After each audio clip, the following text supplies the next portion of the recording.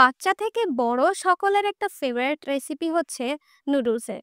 আমাদের যেকোনো অতিথি আপ্যায়ন বলেন বা সকাল বিকালের নাস্তা বলেন, সবসময় কিন্তু আমরা বাঙালিরা নুডলস অনেক বেশি রান্না করে থাকি।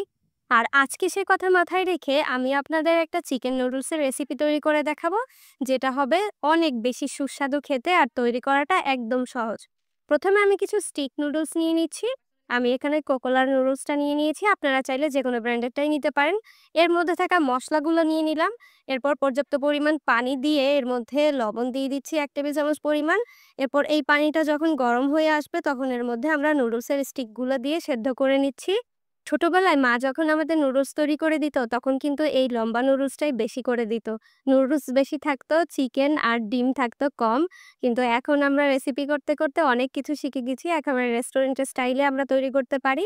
এই নুডলসটাকে ভালোভাবে সেদ্ধ করে নিয়ে 80% সেদ্ধ হলে আমরা পানি ঝরিয়ে ঠান্ডা পানি দিয়ে ধুয়ে নিব। আর যদি আপনারা ম্যাগি নুডলস নেন সেটাও আপনারা সেদ্ধ করে নিবেন। এখন আমি এটাকে পানি ঝরিয়ে ঠান্ডা পানি দিয়ে ধুয়ে ঠান্ডা করে নিচ্ছি। আর এরপর একটা প্যানের মধ্যে দিয়ে দিচ্ছি সয়াবিন তেল, আর এর মধ্যে রসুন কুচি ১ টেবিল চামচ পরিমাণ, পেঁয়াজ কুচি ২ টেবিল চামচ পরিমাণ।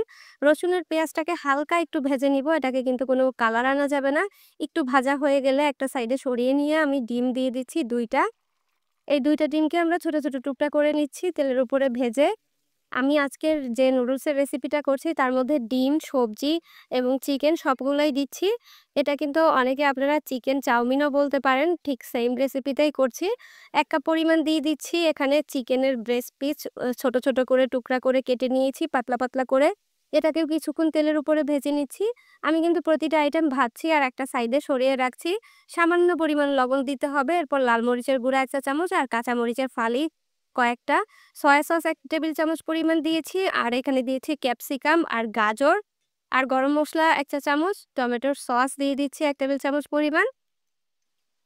এগুলোকে খুব ভালোভাবে মিক্স করে নিচ্ছি। লবণ সামান্য দিয়েছি কারণ এখানে যে আমরা সস ব্যবহার করেছি এবং নুডলসের যে মসলাটা ব্যবহার করব তার কারণে কিন্তু লবণের পরিমাণ কম লাগবে। নুডলসের মসলাটা দিয়ে খুব ভালোভাবে এটাকে ভেজে নিচ্ছি। চিকেনের ব্রেস্ট পিসটা খুব পাতলা করে ছোট করে কেটেছি, তাই খুব দ্রুতই এটা সেদ্ধ হয়ে যাবে। এরপর দিয়ে দিচ্ছি আমাদের নুডলসটা।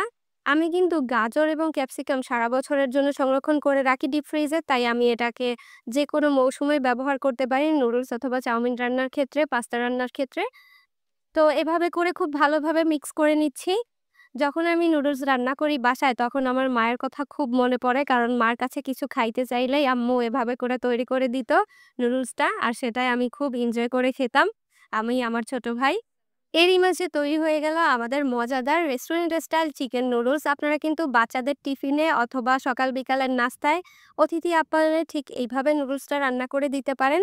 মেহমানরা খেয়ে বলবে, ওয়াও, আপনার হাতের রান্নাটা কখনোই ভুলবো না। আর আসলেই এই রান্নাটা অনেক সহজ এবং অনেক মজার। নিশ্চয়ই আজকের রেসিপিটা আপনাদের ভালো লেগেছে, আর ভালো লেগে থাকলে লাইক, কমেন্ট এবং শেয়ার করতে ভুলবেন না।